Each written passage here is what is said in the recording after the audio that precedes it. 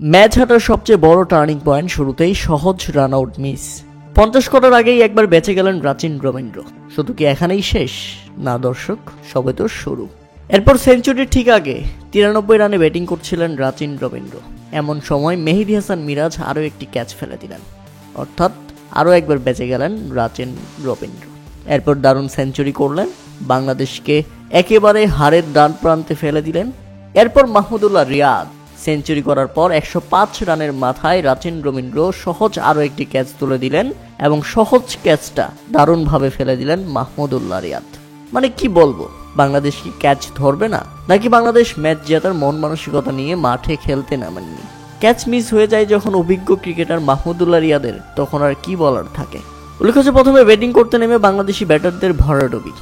নির্ধারিত 50 ওভারে 9 উইকেট হারিয়ে 236 রানের লক্ষ্য দাঁড় করায় বাংলাদেশ। দলের হয়ে সর্বোচ্চ দলীয় অধিনায়ক নাজমুল হোসেন শান্তর ব্যাট থেকে আসে 77 রান। শেষ দিকে জাকের আলী বাংলাদেশের মান বাঁচিয়েছিলেন, যে কারণে 236 রান দাঁড় করাতে পেরেছিল বাংলাদেশ।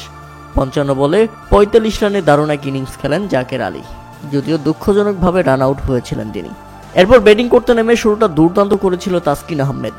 প্রথম ওভারেই উইকেট মেরিন। নিউজিল্যান্ডের ওপেনার উইলিয়ামকে রীতিমতো বোল্ড করে দিলেন তাসকিন আহমেদ। এরপর নাহিদ রানা নিজের দ্বিতীয় ওভারে এসেই ফিরিয়ে দিলেন কেন উইলিয়ামসনকে। কেন উইলিয়ামসন নাহিদ রানার সেই বলটা বুঝতেই পারেননি এবং মুশফিকুর রহিমের হাতে ক্যাচ তুলে দিয়ে ফিরে গেছেন প্যাভিলিয়নে। নাহিদ রানার সেই বলের গতিতে মূলত পরাস্ত হয়েছেন কেন উইলিয়ামসন। প্রায় 149 কিলোমিটার গতিতে বলটি করেছিলেন নাহিদ রানা। 4 বলে 5 রান করে প্যাভিলিয়নে ফিরে যান কেন উইলিয়ামসন। পরপর 2 উইকেট পড়ে যাওয়ার পর বিধ্বংসী হতে থাকেন রাচিন রবীন্দ্র। এমন সময় তার সহজ রান আউট মিস হয়ে যাওয়াটাই বাংলাদেশের জন্য কাল হয়ে দাঁড়ায়। এরপর উইকেটে এসে দারুণ সঙ্গ দেন টম লাথাম এবং এই দুজনের বেটে ভর করেই জয়ের বন্দরে পৌঁছে যায় নিউজিল্যান্ড। শেষ পর্যন্ত অবশ্য রাচিন রবীন্দ্র আউট হয়েছেন 112 রানে, তবে ততক্ষণে তিনি নিউজিল্যান্ডকে জয়ের বন্দরে পৌঁছে দিয়েছেন।